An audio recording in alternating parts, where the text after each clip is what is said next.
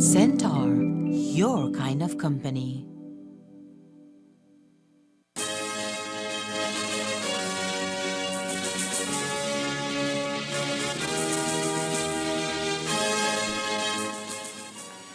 Tonight on CTV3 News, increased global market prices on sugar leads to record-breaking third payment for cane farmers, says BSI ASR. But do cane farmers share that sentiment? We hear from both sides. Cordova and Rodriguez families seek meeting with Minister of Police Karim Musa and his CEO in a statement issued today in regard to the triple murder in San Pedro. They also make other demands. ACE believes its sugar is still being sold illegally to the Guatemalan and Mexican market.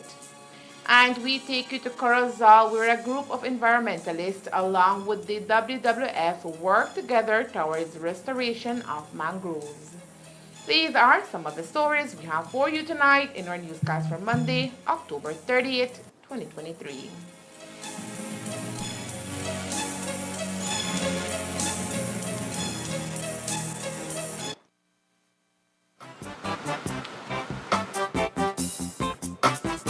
That'll be $50. Thank you. Wait, hey, this 50 is a fake. Well, how do you know it's a fake? What are you talking about, sir? How can I identify a genuine note from a fake note? Well, a genuine 50 has a watermark with the jaguar and the written words of the 50, also a thread. Know your money and know a fake one when you see it. Do not rely on any one security feature. Look for the clarity and quality of printing. The printed lines and colors should be sharp and clear. Feel the quality of the paper and the raised print. Hold the note up to the light to see the windowed security thread. It should form one complete line when held up to the light. The watermark and denominational electrotype. The Jaguar is the watermark in the $100 and $50 notes. The Sleeping Giant is the watermark in the $20, $10, $5, and $2 notes. The see-through feature. The parts of the design printed on the back should fit exactly within the unprinted areas of the front to form the complete design. Check the $100 note for the toucan hologram with the periwinkle flower overprint. Tilt it to see the small images of the toucan and the numeral 100. Check the $50 note for the green foil angelfish. Check even closer. Use an ultraviolet light to see the fluorescent features. Use a magnifier to see the microlettering. Tiny letters that read Central Bank of Belize and the value of the note. Stop the circulation of counterfeit Belize currency notes. Pass all counterfeits to the police at once. It is a criminal offense to hold or use a counterfeit. Be safe. Be sure. Know your money.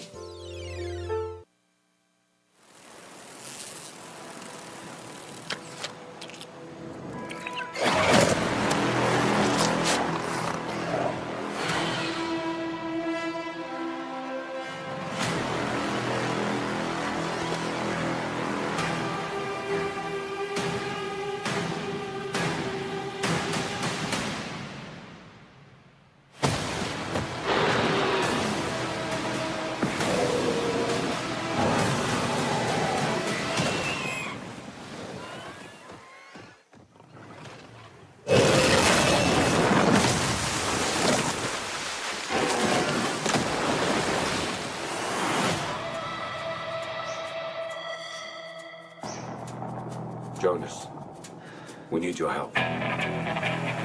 We're detecting increased aquatic activity 25,000 feet deep in the trench. It's an ancient ecosystem untouched by man.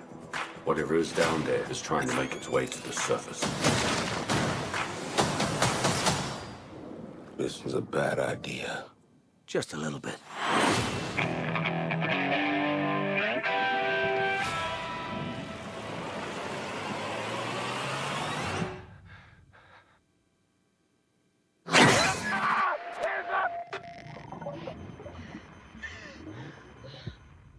Jonas, we've got company. That's the biggest meg I've ever seen. Biggest meg anyone's ever seen. That's the apex predator. Everybody make it to the station! You can make it! Keep going! 3 massive megs and who knows what else have escaped the breach. I just hope it goes better than last time.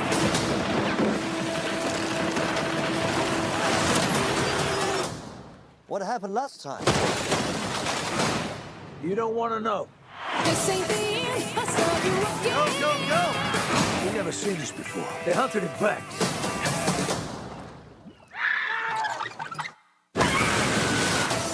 We can relax. This place, meg-proof. I mean, Jonas was always afraid of this, but I was also thinking...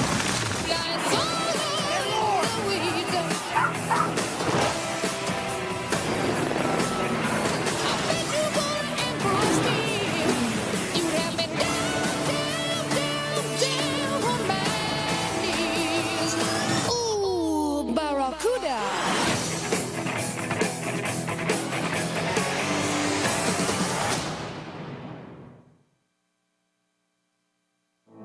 With Express Plus, you can stream on the go or stream at home. Stream the latest movies, telenovelas, series, anime, or music videos from your favorite local artists.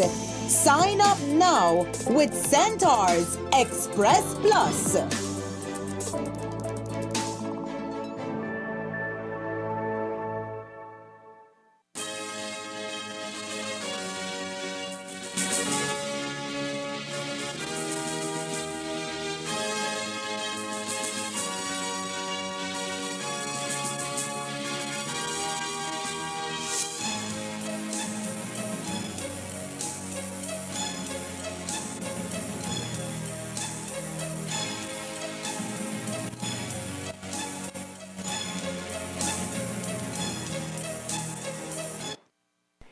Good evening with your news, also simulcast on Fiesta FM 106.7. I am Joanna Rodriguez. Today marks 1 week since the bloody heinous homicide of 3-year-old Amari Rodriguez, Delma Rodriguez, 25 years old, and 24-year-old Carlos Chi on the island of San Pedro in the wee hours of Monday, October 23rd. While Carlos Chi was laid to rest on Wednesday, Delmar and Amari were buried on Saturday evening surrounded by family and friends who are still reeling from the unexpected loss of 3 young lives snatched in a matter of minutes. And with grief still surrounding their lives, today the Rodriguez and Cordova family issued a statement where they described the crime committed as, quote, a senseless triple murder that can only be committed by homegrown terrorists. In the statement, the family further claims that while police department has failed to keep them abreast of the investigations, they have been able to gather enough information about the accused killers, their affiliates, and the level of capability, that is, accessibility to illegal firearms, cash from drug proceeds, and most importantly, their deep connections with rogue police officers on and off the island. While the statement is daring, the family said they still have some hope in the system since some officers do stand on the good side of the law, which can result in justice for Delma Rodriguez, Amari Rodriguez, and Carlos Chi. The release goes on to point out blatantly that the police department had information about Delmar's threats to his life, but failed to ensure his safety, and as such that gave way to the massacre that was registered in the San Pedrito area of San Pedro town. While the incident has fueled anger and hunger for justice, the families implore that the law take its due course and that street justice be frozen. As the statement ends, the families make 3 requests. 1, that a meeting be held forthwith with the Minister of Police, Honorable Karim Musa, and his CEO regarding the senseless murder and the manner of how the investigation is handled. 2, it calls for the appointment of an independent attorney to represent the interests, advise, and appraisal to the Rodriguez and Cordova families. And 3, quote, that witness protection is given to the key witnesses and their children and spouses to ensure that they are not intimidated or coerced by affiliates of the two accused. One person of the 5 that were on board a golf cart during last Monday morning's triple murder is lucky to be alive after bullets penetrated his left abdominal side and exited through his back and injured his right leg. That person is considered the key witness to the triple homicide, and as we told you, the Rodriguez and Cordova families are demanding that the police department afford Lionel Cornejo witness protection. We can confirm that the police minister Karim Musa instructed the commissioner of police Chester Williams to meet with the families of Carlos Chi, Delmar and Amari Rodriguez and Lionel Cornejo. We can also confirm that the Compo Williams was in Libertad carrying out that duty. It is assumed that the demands of the families were the topic of discussion. We tried getting an interview with the highest ranking police in Belize, but Williams did not reply to our WhatsApp messages and did not respond to our calls. We know that he will be in Belize City tomorrow at the Biltmore, where it is likely reporters will press for answers regarding the investigation of the heinous murder in San Pedro. Whether an independent attorney will be granted for the family, and if Lionel Cornejo will be afforded witness protection as he is considered the key holder of the facts that unfolded on that bloody Monday morning, is yet to be seen. The 2023-2024 crop season is scheduled to begin sometime in the month of December. As the industry prepares for the Safra, there is some good news flowing within the northern sugar belt when a statement was issued today announcing a record higher price of cane. A release from BSI ASR confirms that based on improved global market prices coupled with strategic investments by the industry, farmers are scheduled to receive a third payment for the 2022-2023 crop season based on cane price estimate of $86.28, breaking the 2015 record of $75.89. When comparing this year's payment to last year, it is of note that farmers will be receiving an additional $15. These high prices, according to BSI ASR, are based on a number of factors, including smart investment and market strategy by the mill. I think it signals a lot of positivity in the industry. The record price is really due to a combination of factors. One, the global market prices for sugar has been on the higher end, but combined with that, we have been making, as we've been highlighting in previous years, strategic investments to improve the value of our sugar. These value-added or direct consumption sugars, as we call them, attract a better price compared to raw sugar, and so we get better value for the sugar that we produce. And similarly, the investment in Big Creek to modernize our logistics systems have been resulting in savings for ocean freight and other shipping costs. And so the added value plus the savings in logistics costs are also helping to improve the value for the sugar and therefore cane prices to farmers, given the fact that per our commercial agreement, if we can get a higher value for sugar or lower our logistics costs, the farmers share in that. The high price of cane experienced this year, says a finance director for BSI, Sean Chavarria, comes at a most opportune time to offset the major drop in cane production experienced this year. What we've seen in the past 2 years, in fact, since the record drought in 2019, which impacted the 2020 crop, we have seen that cane supply has been coming down. We believe it's due to a combination of factors, mainly related to the fact that fields need to be replanted.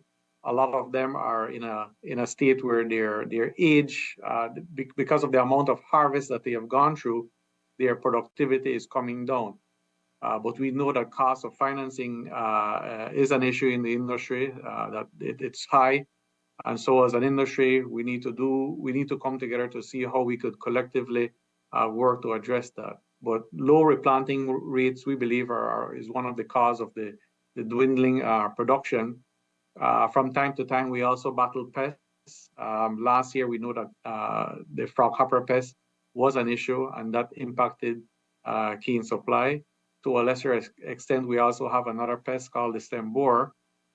It's not as prevalent as frog hopper, but it is a pest that we do have to monitor. But the main contributing factor to the decline in production has been the lower yields. And that's something that, as an industry, we do need to work together to address. Because if cane supply continues to come down, then we're not taking advantage of the prices that we're seeing at the moment. And similarly, the cost of production will increase. And so if we can get higher yields, that will lower production costs. And so farmers will, at the end of the day, have a higher income. With the global trends on the rise for sugarcane, Chavarria says the industry must now focus its energy on improving its production, which will then translate to even greater returns for farmers. The record price is a reflection of as I said, the higher sugar prices combined with the better value that we're getting for direct consumption sugar and the lower logistics costs. So essentially, we were able to offset the lower cane supply and therefore lower sugar production with the higher prices that we were able to obtain for the sugar. So there was that offsetting that took place where the higher prices in effect compensated for the lower cane supply. But that's not the position we want to be in. We obviously want to be in a position where we're maximizing our production, getting a lower cost, and therefore the net income at the end of the day for the cane farmers would be much higher. And they're able to then use that to continue to invest and become more productive and therefore reduce their costs even further. So that's what we want to encourage. Looking at the field sector to try to see what can be done to lower our costs so that at the end of the day, farmers can see a higher return. Farmers are expected to receive third payment for the 2022-2023 in early November. Further into the newscast, we will bring to you the comments of the chairman of the BSCFA Committee of Management, Alfredo Ortega, pertaining the third payment. With only a few weeks left for the projected start of the new sugarcane crop season here in the north, the industry on a whole is currently waiting to see what will be the outcome of the standoff between the BSCFA and the BSI in regards to the signing of a new commercial agreement. The current record cane price being paid to farmers according to BSI ASR should work to the advantage of the negotiations to reach an agreement as it demonstrates the commitment of the mill in moving the industry forward. Is a validation of what we've been saying in previous years, that our agreement is a good one and one that we should continue to work with because it provides a lot of benefits to farmers. And in the past 2 years, we have seen that this year is a record.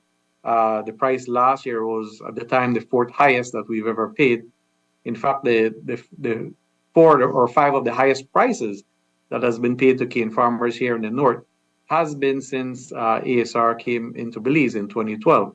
We've also had some of the highest production levels, the lowest TCTS with ASR coming in here.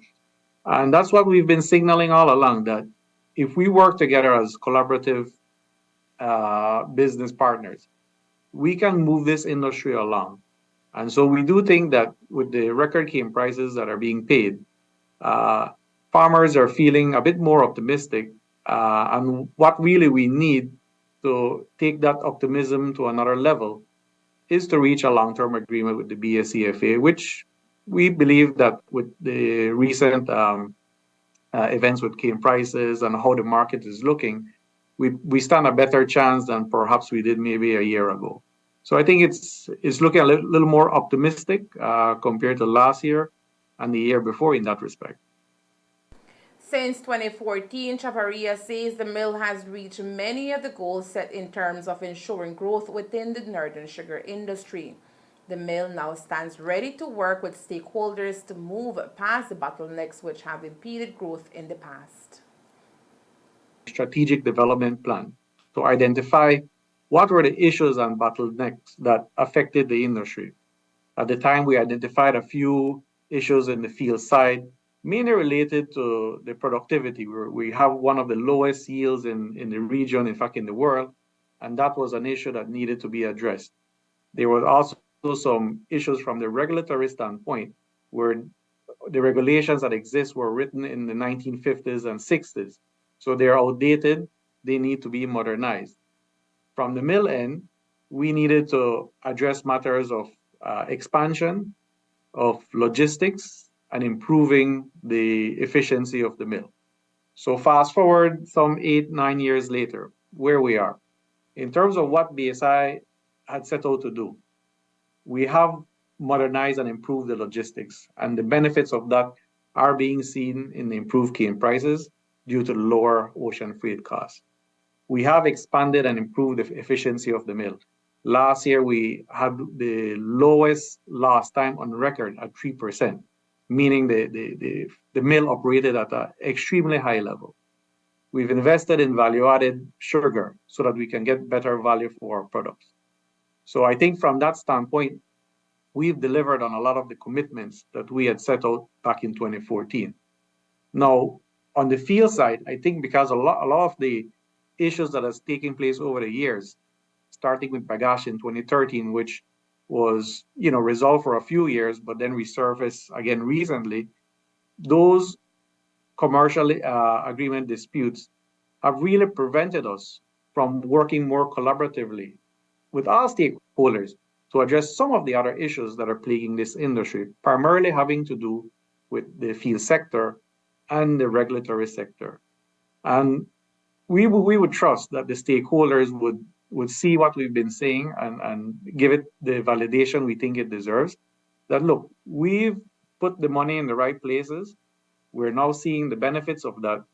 And it's really time as an industry, if we want to become more competitive and build a long-term sustainable future, that we need to work together. On the part of the BSCFA, Chairman of the Committee of Management, Alfredo Ortega, says the association is waiting for the formation of the Commission of Inquiry into the industry to determine a way forward.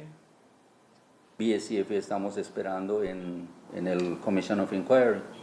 Ya el ministro nos ha indicado de que ya están consiguiendo, ya llegando a ese punto a donde van a nominar a los comisionados, de la cual ese es lo que nosotros estamos esperando, de que la comisión haga su trabajo y así para que puedan sacar qué en realidad deben de ser los números que se deben de estar usando. Así es de que estamos viendo y le hemos pedido al ministro de que se firme una extensión del agreement para que así se le conceda la oportunidad a la comisión que haga su investigación, para que así entonces probablemente una vez que esa información haya terminado, nosotros ya podamos negociar un mejor acuerdo, ya teniendo información de la comisión de cómo es todo el movimiento y cómo es todos los cobros reales que deben de ser de lo que nos han estado cobrando. Así es de que estamos en espera de que el gobierno pues nos apoye en eso, de que haya esa firma de extensión para que así no haya atrasos cuando esté listo para empezar la zafra y al mismo tiempo pues que la comisión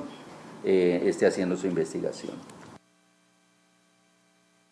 Coming up next, health officials from across the Caribbean meet in Belize to discuss immunization coverage. Stay tuned.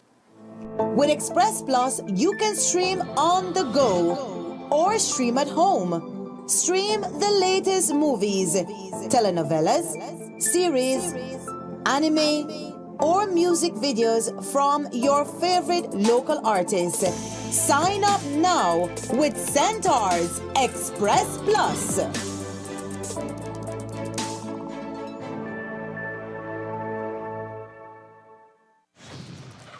Come on, let's go! We gotta catch up with Scooby-Doo! In the middle of nowhere, Scooby-Doo found a little courage. That's me!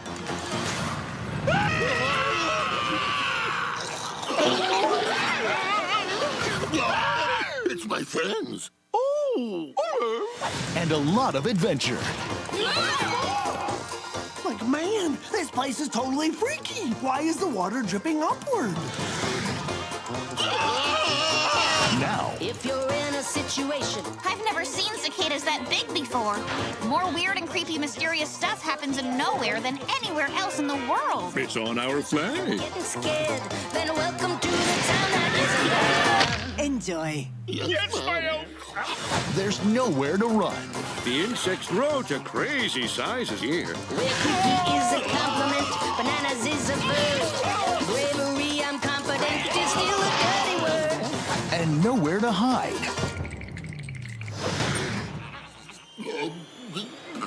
Achoo! Gesundheit!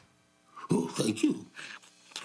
If you're falling down a rabbit hole, the only way is so laugh until you cry a bit, and then you get unstuck. Are you nutty as a fruitcake? Are you loony as a tune? And quit your scowl and do some howling at the moon, like me. Woohoo! We gotta save Scoob! Straight out of nowhere, Scooby-Doo meets Courage the Cowardly Dog.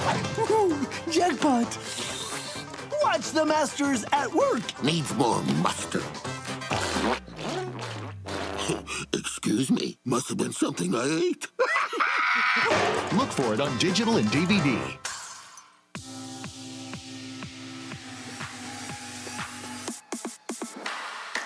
Sign up for Smart Share Plan and save big. Whether you're a small entrepreneur starting up your business, a student on a limited budget, or a family trying to save, this is the plan for you. With unlimited SMS, calls, and data, we help you save. Get up to 5 lines for as low as $30 per line monthly, only with Smart. Sign up today at any Smart showroom or sales manager countrywide. So get your business going, share more memories with friends, and be ready for the day with Smart. While the Miller BSI ASR is celebrating the record cane price experience in the industry, the largest cane farmer association, BCFA, says cañeros should be getting much more money for their cane. Chairman of the Committee of Management of the BSAFA, Fred Ortega, says that the current economic climate in Belize makes it difficult for farmers to celebrate higher payments, which are simply helping farmers to break even.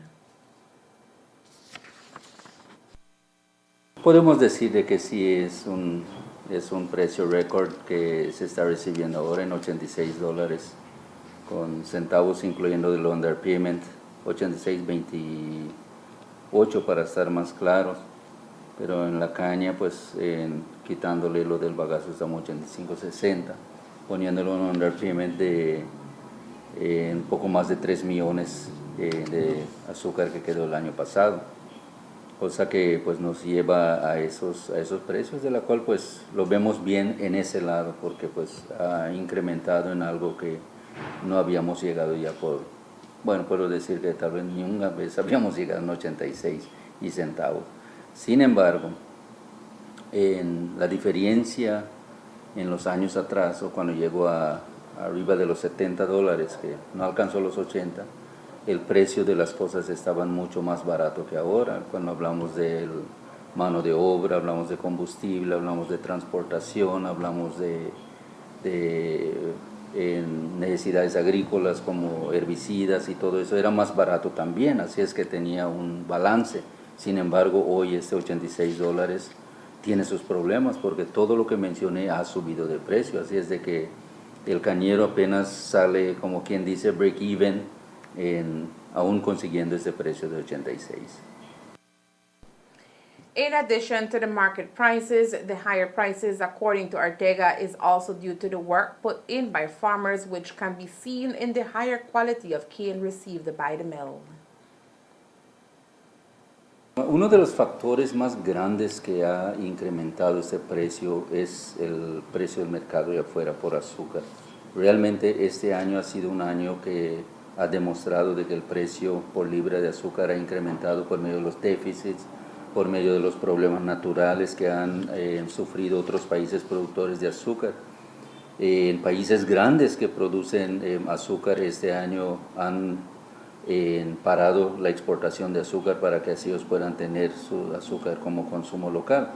Entonces estos precios que hoy estamos viviendo es a través de eso. Realmente también el trabajo que el cañero ha hecho a nivel de campo en tratar de entregar su caña lo mejor posible por la calidad, y también un poco del trabajo del ingenio no podemos descartar también, pero tampoco podemos darle todo el crédito al ingenio que por inversiones de ellos, porque la inversión va en ambos lados, la inversión de ellos, la inversión de los cañeros, y en lo que los cañeros han hecho pues hoy se está demostrando, porque cuando vemos el TCTS en que terminamos, eso nos da una clara indicación del trabajo que se ha hecho a través de los cañeros para cosechar y entregar su caña. Así es de que esos factores, como mencioné, son los contribuyentes a un buen precio y también el trabajo que se ha hecho localmente. Pero sí, el cañero tiene en su mente de que el precio podría ser mucho mejor. A pesar de que estamos consiguiendo un precio alto, el precio puede ser mucho mejor, porque cuando vemos a nuestro alrededor, vemos la cantidad de precio que han conseguido nuestros compañeros. And while the higher payment this year is serving to offset the reduction in production, Ortega says farmers are hoping for a better crop in 2024. Cuando el cañero logra conseguir un precio que lo apoya él para poder hacer sus inversiones necesarias, que decir en fertilizantes, en la limpieza de su caña, el cañero vuelve a reinvertir ese dinero, no solo en eso, sino que hay cañeros pues que tienen una oportunidad de que necesitan hacer alguna extensión en su casa o necesitan comprar algo, así es de que los negocios a nuestro alrededor, los albaniles a nuestro alrededor también logran conseguir algo de ese dinero que el cañero consigue. Así es de que una vez que el cañero consiga algo a donde él puede desarrollarse un poco más, ese dinero se extiende a lo largo y ancho del norte y en extensión nuestro país. Este tercer pago a la cantidad que está viniendo, créeme de que en muchos cañeros hay algunos que ya empezaron, hay algunos que estaban esperando este tercer pago para poder preparar sus maquinarias, sus vehículos, para ya prepararse para en la siguiente zafra que viene. Así es de que consiguiendo estos precios que estamos viendo ahorita para el tercer pago, que es el pago final de esta zafra, estoy casi seguro de que pues el cañero ya no va a estar tan apretado para poder comprar sus necesidades como aceites, filtros y hacer algunos trabajos de sus equipos necesarios. The world is waking up to the importance of mangroves, and Belize too is underscoring the need for everyone to support restoration and protection of these crucial habitats. Today, in a very much interesting conversation on mangroves organized by the representatives of the World Wildlife Fund in Belize, a number of organizations met at Jamundo in Corozal town. Everyone underscored the essential role mangroves play in protecting biodiversity by sheltering and nurturing marine life. While to others, mangroves may seem hideous, they function like filtration systems, absorbing nutrients and pollutants. Moreover, they fight coastal erosion. However, in an ever-evolving world, development has brought its shared pain of destructions towards mangroves. As such, the one-day workshop sought to engage with organizations that work directly with mangroves to map out mangrove spots in Corozal in order to create a master plan for the restoration of the shrub. So today we want to do a bit of consultation to ensure, to understand what are the priorities, what is the importance of mangrove systems to the various communities, what are the threats that they face, and opportunities that currently exist for restoration and protection activities, or what things may be happening in the future which may impact those activities that we would like to plan. mangrove ecosystems are critical to the environment, not only in terms of its nursery function, but also in terms of coastal protection. You'll find that these days a lot of communities face threat, a lot of erosion, a lot from development and so forth. So it's important for communities to understand why mangrove systems are important and the specific role that they can play within their communities in the protection of this ecosystem. With participation to its max, Juliet Neal, Conservation, Finance and Policy Officer for the WWF, says it shows the importance of Corozaleños take towards restoration of mangroves. With everything, you have to show up, you have to participate. And so people are tired. People are tired of consultations. They said, we always come to these things and we don't see how it's connected to anything. We don't see actions happening. And so we're so glad that we had such a large representation today. And it was helpful for them to understand the different ways in which this ties into different activities that are happening. So for instance, the marine spatial planning, what happens along the coast also is input into that process. Also in terms of the government's commitments through its nationally determined contributions for protection and conservation areas for mangrove ecosystems. This allows the opportunity for local communities to understand how these efforts also tie into larger commitments that the government has as well. There are developers, so for instance in southern Belize, I know of one developer specifically who has used mangroves for coastline protection and has instilled that even in the sale of the land, that the tenants that protect those mangroves must be carried forward. And so that's an example of positive mangrove development, using mangrove for conservation and for protection that can be implemented in different parts of the country. The Forest Department does not advocate for complete clearing of mangroves, but in a lot of cases, mangroves are cleared straight to the waterfront, which should not be the case. And so I think there's a lot of opportunity and a lot of education that should be done and can be done with private landowners for them to understand how to keep mangrove systems intact while still being able to develop the land in a way that they would like, but then having that nature-based solution of the mangroves as part of that coastal protection for them, rather than destroying the mangrove, putting in a seawall, and then facing a lot of erosion issues. In Corozal, the local government has designated a park called the Mangrove Park to highlight the commitment it has about preserving mangroves. Neil says that it is an excellent example by the people of Corozal. I think it's such an important thing when communities, without other people having to prompt them, take steps to protect the ecosystem and showcase an area of pride where they invite the community to partake in these activities. And it is something that should be replicated in public spaces to highlight. I think the mangrove is the underdog that's not really appreciated, because if we appreciated it, we won't clear it as rampantly as we do. So I think it's critical for kids and adults, to understand and to have a place to see it and to see how it's doing well. And joining in the fight for mangrove restoration in Belize is Jarmar Villarreal, a researcher at the Griffith University Australian Rivers Institute Research. She is charged with entering and enabling the data to be produced in a manner readable to the regular Joe. This is a national level mangrove restoration plan.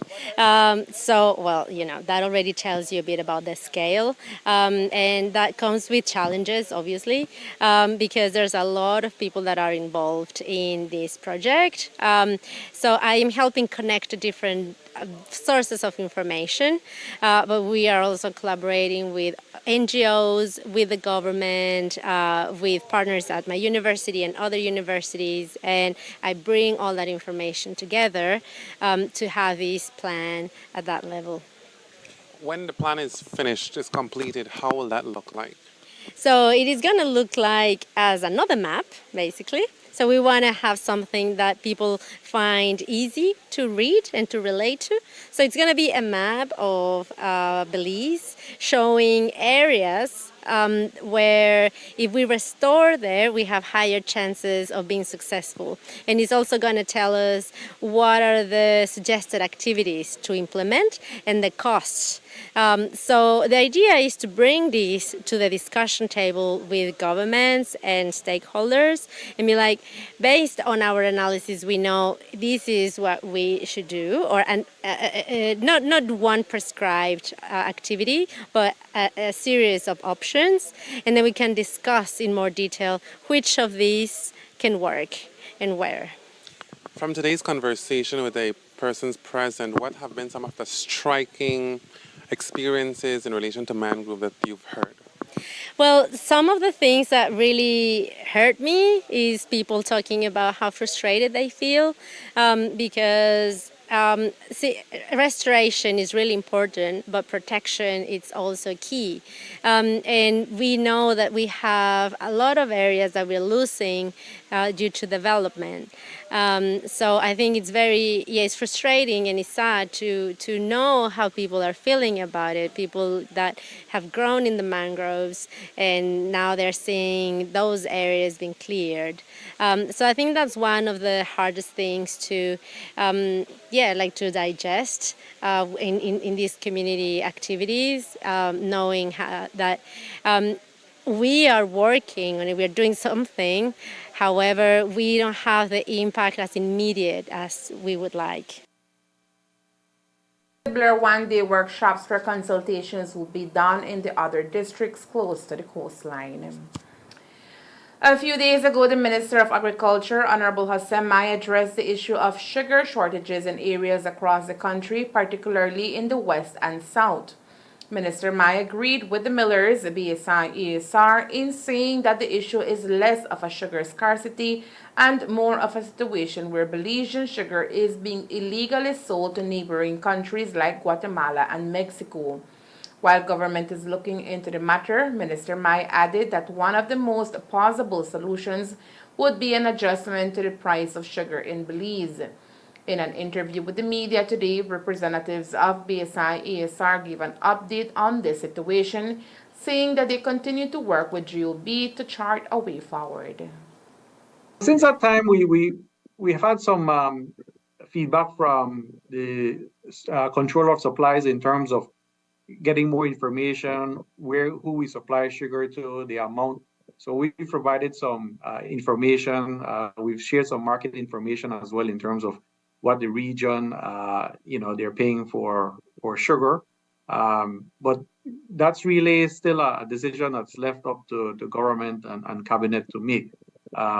We've heard the comments from the minister. We think that they've been, studying and in a sense, validating what we've been saying in terms of how our sugar prices compares to the region, and then the impact it's also having on the domestic market, where people are taking the sugar across the border because they can fetch better prices.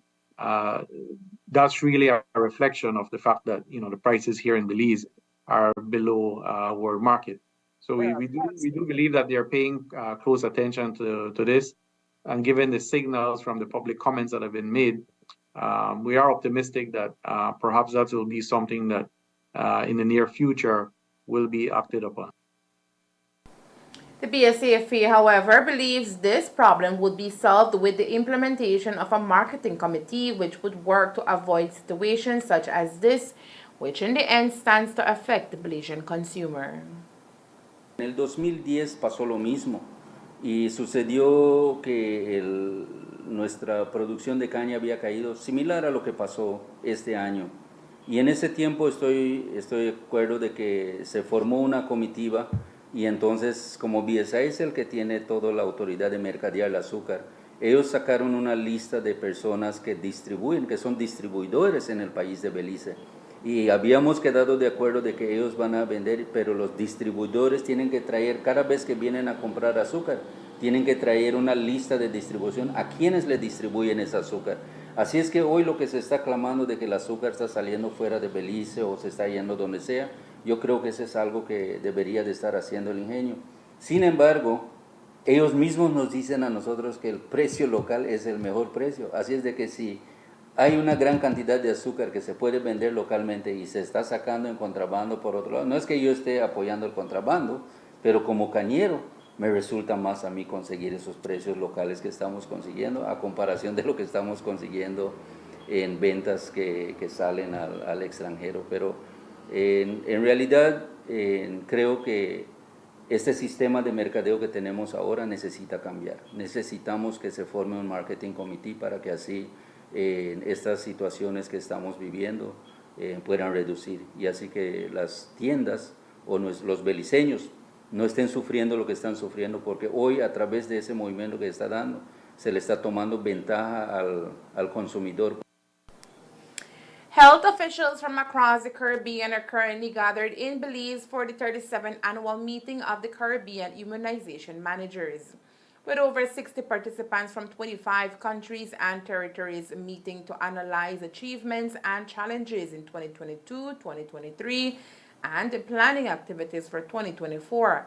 The immunization managers and other participants will share experiences on their country's immunization programs during this two-day event. The meeting, according to WHO representative in Belize, Dr. Karen Lewis Bell, will allow for candid discussions and the sharing of innovative strategies to strengthen the immunization process in the Caribbean, which has been a leader in high vaccination coverage. The 37th Caribbean Expanded Program on Immunization Managers meeting, being held in Belize this week, really is conducted on a rotational basis. There are 25 countries and territories of the English and Dutch-speaking Caribbean who meet every single year, and the purpose of that meeting is to collaborate and collectively review the achievements that they have had in immunization in the past year, share country experiences, and plan together for the future. The Caribbean has always led the way in immunization. The expanded program on immunization was established in 1977, and by 1980, all countries in the Caribbean had their programs fully established. And through the support of CARICOM, these countries have always worked together in a very collaborative way to ensure that they advance immunization program and that they were very deliberate and decisive in moving towards the elimination of diseases, those that are vaccine preventable. And so certainly the Caribbean led the way in the entire world in the elimination of diseases. So the Caribbean was the very first in the world to have eliminated polio. They did that in 1982, and the rest of the Americas did not eliminate polio until 1991. For measles, the Caribbean eliminated that disease in 1991. And for the rest of the Americas, elimination was held in 2002, but then there was a resurgence of the disease in some of the countries in South America. And it was not until 2015 that the region of the Americas was again certified as having eliminated measles. However, a number of countries, again in Latin America and South America, have had an increase in measles again. So those countries did lose their certification. But I'm really happy to say that all the countries of the Caribbean have been able to maintain their elimination. And so, the rest of the world always looks to the Caribbean to see how we do our mass vaccination campaigns, how we work together as a sub-region to ensure that, we ensure that the children, especially all the children under 5, are adequately protected from a number of these diseases. Being able to host this event, according to Maternal and Child Health Technical Advisor in the Ministry of Health, Natalia Beer, comes at a crucial time when Belize is working to regain total vaccination coverage, which fell during the COVID-19 pandemic. Regional Caribbean Expanded Program on Immunization Managers meeting is organized by the Pan American Health Organization every year, and there is 21 countries that participate in these annual meetings. What can Belize contribute in terms of its own experience to the expertise of the others? We come together, all the countries from the Caribbean, English-speaking Caribbean, and what we do is we share the best practices, and we also share the problems that we may encounter, and we have 2 days set aside for reviewing the achievements of last year and planning for the next year. And so, Achievements for this year, sorry, and planning for next year. We have the target for the immunization program is 95%. So we have 95 or we don't have 95. So in all the Caribbean countries, and maybe not only in the Caribbean, but worldwide, there have been a decrease in the coverage of the vaccines before COVID. And COVID just come and make it a little bit worse because our coverage fell from 90, 95, 93, 92 to the 60s during COVID. And currently we are up to the 80s, in the 80s, but not yet in the reaching 95. So we have a long way to go to get to that level where we were even before COVID. And that's the news. We invite you to join us for another newscast on Tuesday, October 31st, here on CTV3 and Fiesta FM 106.7. Remember that to read a text version of the news, you can visit our website at ctv3belizenews.com. You can also log on to our Facebook page for current stories at facebook.com/ctv3belizenews or our YouTube channel at CTV3NewsBZ. Remember to wash your hands and remain safe. From all of us here at CTV3 News, thank you for watching and listening. Good night.